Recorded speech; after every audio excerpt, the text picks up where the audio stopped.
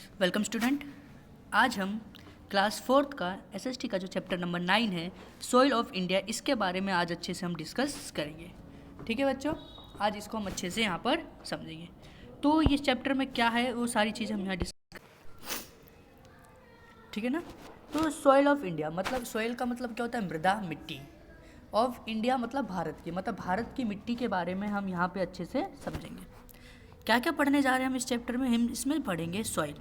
आखिर मिट्टी क्या है? फॉर्मेशन ऑफ सॉइल, मिट्टी जो है कैसे बनता है, ये मिट्टी का जो फॉर्मेशन होता है वो किस प्रकार से होता है।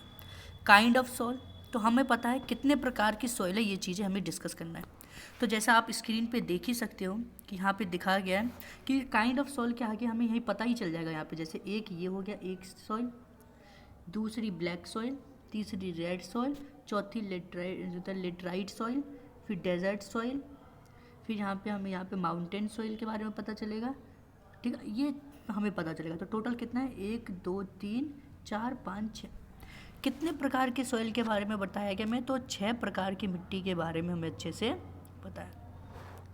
फिर नेक्स्ट हम इसमें समझेंगे कि सॉइल इरोजन मतलब मिट्टी का, मृदा का अपरदन, मतलब ये क्या है, ये शब्द का मतलब क्या होता है, इसको भी मैं बहुत अच्छे से डायग्राम के थ्रू आपको आगे समझाऊंगा।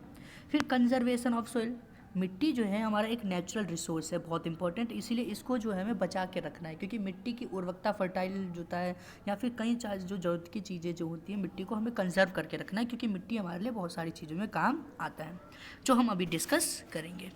ठीक है बच्चों, आइए स्टार्ट करते हैं। पहला ही टॉपिक है पहला, और हाँ पहले होमवर्क समझ लो, मैं आपको इसका बुक का ही इसका पीडीएफ भेजूंगा। ठीक है, क्या भेजूंगा मैं आपको? मैं यहाँ पे आपको पीडीएफ भेजूंगा जिसमें कैसे करना है, क्या करना है, वो सारा आपको मैं यहाँ पे समझा देता हूँ। पीडीएफ भेजने के बाद आपको क्या करना है कि जो ये आपको ब्लैक कलर की मैंने अंडरलाइन किया है, मतलब ये ब्लैक कलर का पूरा अंडरलाइन जो यहाँ से यहाँ तक के किया है, फिर यहाँ से यहाँ जो नीचे वाली लाइन है वो अगली लाइन में लिखना है, फिर ये नीचे वाली यहाँ से यहाँ तक अगली लाइन में लिखना है। मतलब टॉपिक्स किस प्रकार से लिखना है, कैसे लिखना है, वो आपको यहाँ समझा देता हूँ।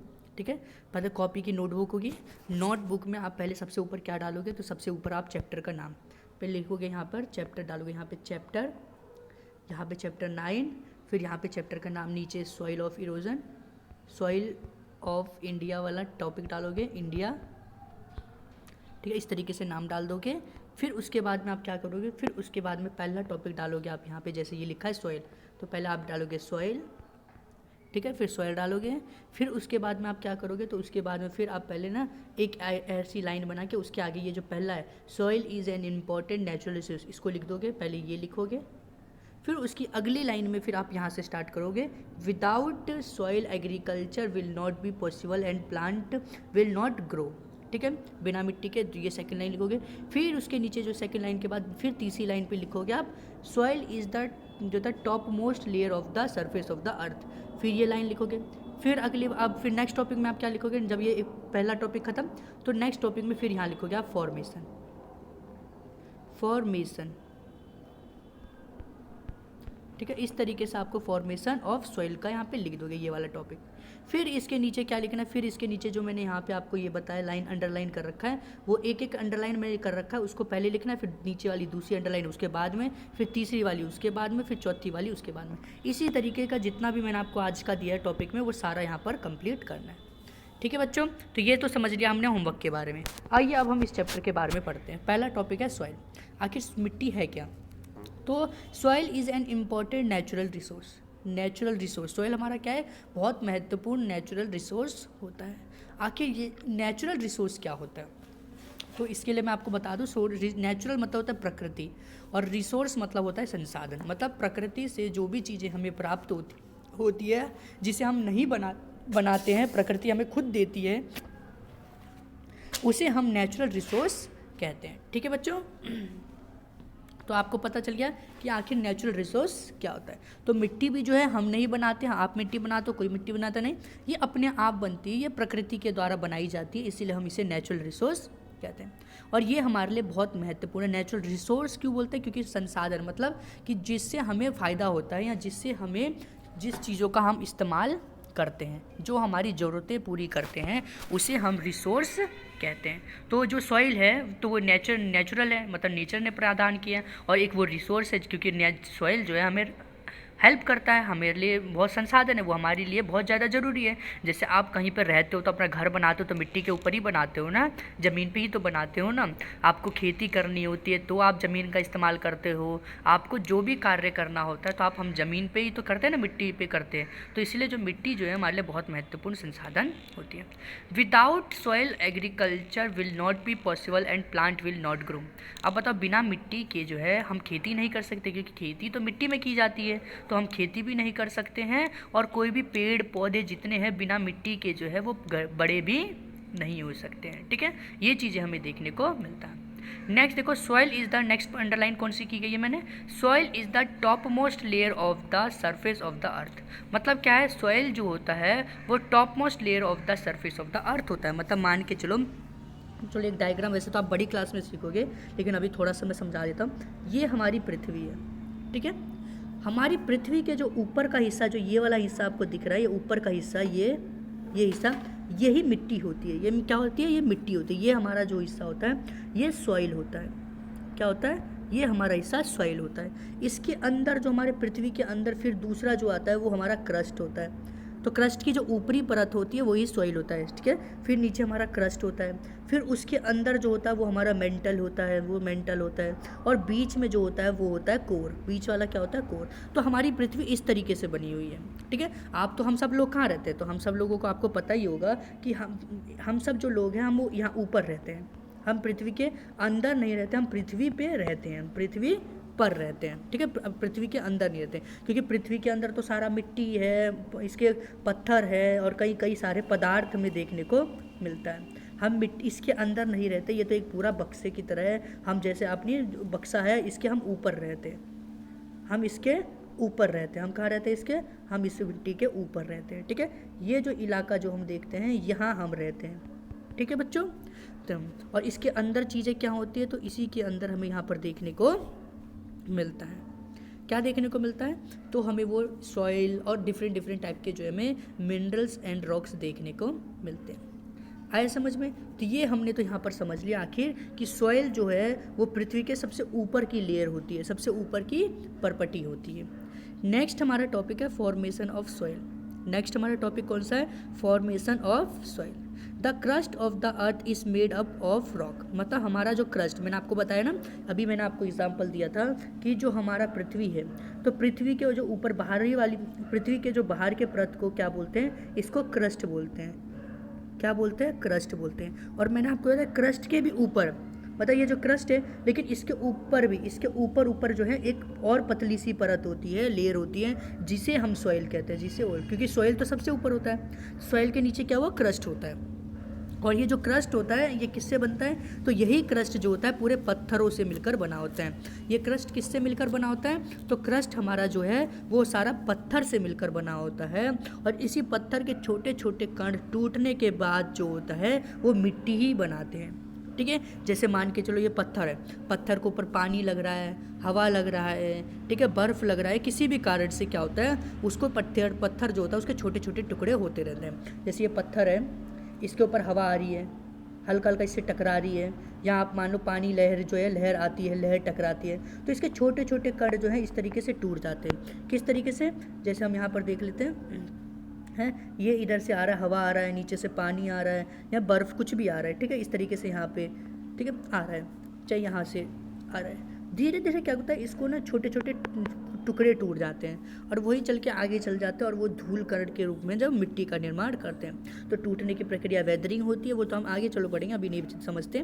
बस इतना सोचो कि पत्थर के टकराव से ही छोटे छोटे जो इसके कण होते हैं वही आगे चल कर मिट्टी का निर्माण करते हैं।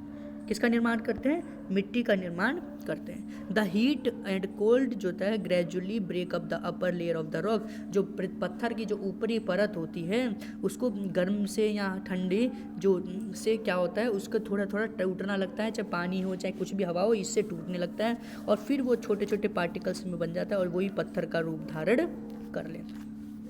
मतलब पत्थर से वो क्या मिट्टी के रूप में बदल जाते हैं। Soil form the top layer of the earth surface. जैसे मैंने बताया कि सॉइल जो था वो पृथ्वी की सबसे ऊपरी परत मानी जाती है और मोर और less amount of sand and clay mix up form the soil of a place. और फिर थोड़ा या ज़्यादा, सैंड मतलब रेत और क्ले चिकनी मिट्टी जो होती है ना, इनको मिलकर ही क्या ये मिट्टी का निर्माण करते हैं किसी जगह की। It is generally soft and contain moisture, ये बहुत सॉफ्ट होती है। हम उठा के देखते हैं मिट्टी कितनी सॉफ्ट होती है, भारी तो नहीं लगती ना और खुरखुरी भी नहीं लगती है। और ये नमी को धारण करती है, क्या थोड़ी नमी, आप इसके अंदर हल्का पानी डालोगे तो एकदम से गीली सी जो होती है मतलब नमी को धारण करके रखती है।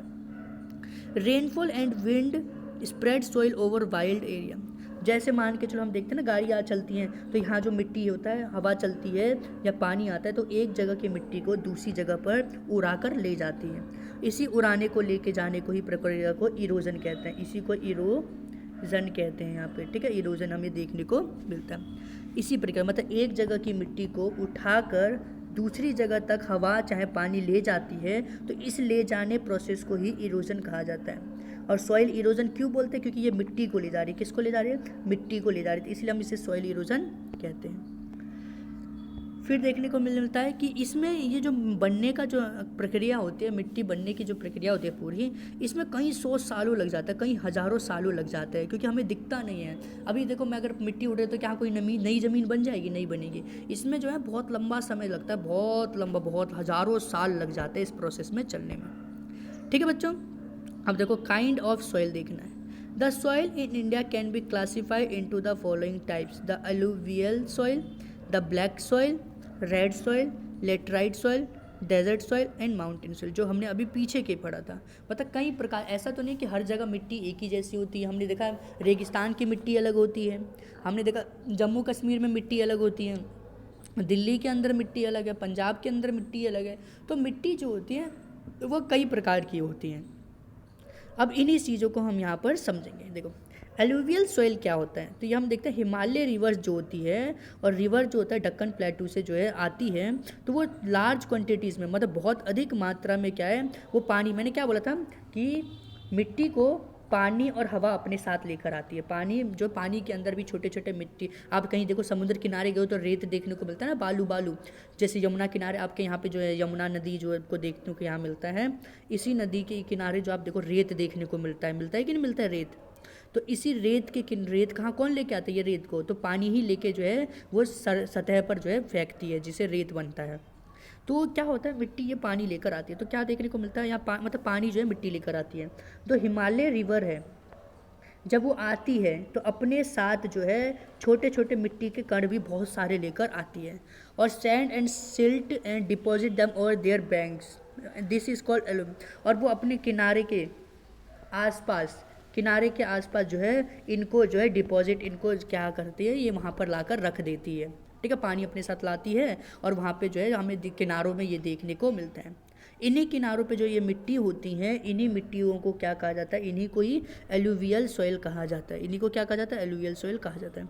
This soil is mostly found in the northern plains and in the delta of the Deccan plateaus, ठीक है। कहाँ देखने को मिलता है, ये नॉर्थर्न, जो पृथ्वी के जो ऊपरी जो होता है नॉर्थर्न ऊपर का पार्ट होता है यहाँ पे, इसी जगह देखने को ये मिलता है ज़्यादातर, ठीक है। और डेक्कन प्लेटूज के आसपास जो डेल्टा क्या होता है, तो मैं आपको बता दूं, डेल्टा वैसे तो पढ़ा बता ही देता हूँ, आप देखते रहना।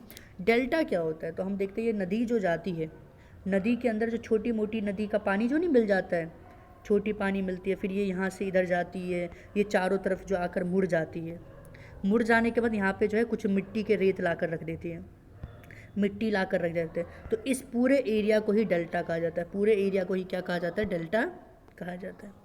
इट इज़ वेरी फर्टाइल, मतलब ये मिट्टी जो होती है बहुत उपजाऊ होती है। यहाँ पर क्रॉप्स जैसे चावल, rice, wheat, maize, tobacco, cotton, oil seed, sugar cane, pulses, jute, ये सारे वेजिटेबल जो है इस मिट्टी में अच्छे से उगाए जा सकते हैं, ठीक है बच्चों। ये सारी चीज़ें यहाँ पर हमें देखने को मिल जाती है। अब ब्लैक सॉइल के बारे में समझते हैं, किसके बारे में समझते हैं, ब्लैक, काली मिट्टी के बारे में समझ लेते हैं थोड़ा सा, ठीक है। काली मिट्टी क्या होती है, ब्लैक सॉइल, ऑल्सो नोन है लावा सॉइल को भी, वो इसको क्या 2-3 नामों से जानी जाती है, पहले ये समझ लो, ठीक है। 2-3 नामों से क्या जानते हैं, जैसे देखो पहले इसको लावा सॉइल कहते हैं, क्या बोलते हैं इसको, एक लावा सॉइल भी कहते हैं, ब्लैक सॉइल भी कहते हैं, और रूगर के नाम से भी जाना जाता है, रेगुर के नाम से भी जाना जाता है। किस नाम से जाना जाता है, रेगुर के नाम से भी कुछ जगहों पे इसको बोला जाता है। तो ब्लैक सॉइल को 3 नामों से जाना जाता है। Black soil also called lava soil, it is made of the volcanic rock. क्यों लावा सॉइल इसे क्यों कहा जाता है? क्योंकि ये तो ज्वालामुखी से जो निकलते हैं लावा, जो ज्वालामुखी से जो मैग्मा निकलता है और सतह पर आकर जो है जम के रॉक बन जाता है, पत्थर बन जाता है, उसी पत्थरों से इस बाद में आगे चलकर इस मिट्टी का निर्माण होता है। तो वोल्केनिक रॉक जो होती हैं जिसे हम कभी आगे पढ़ोगे आप इग्नियस रॉक भी कहते हैं, उस रॉक से इसका निर्माण होता है। और it's retain moisture for the long term, इसके अंदर जो नमी होती है बहुत लंबे समय तक रहती है। मतलब पेड़ पौधों के लिए पानी के लिए बहुत ज़रूरी चीज़ जो पानी होता है वो लंबे समय तक जो है मिट्टी अपने अंदर जो कंटेन करके रखती है। During the dry season however it's develop deep cracks. Dry season के टाइम पे क्या होता है, फिर बाद में चल के इसके अंदर क्रैक्स आने लग जाते हैं, जो कहाँ पाए जाते हैं, महाराष्ट्र, गुजरात, मध्य प्रदेश और छत्तीसगढ़ पे पाए जाते हैं। ठीक है बच्चों, यहाँ हमें देखने को मिलता है।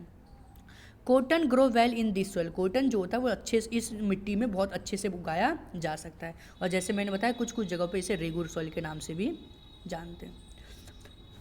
आज का लास्ट टॉपिक हमारा आ जाता है द रेड सॉइल। आज हम रेड सॉइल के, लाल मिट्टी जैसे दिख रही है आपको, इस मिट्टी के बारे में हम समझेंगे।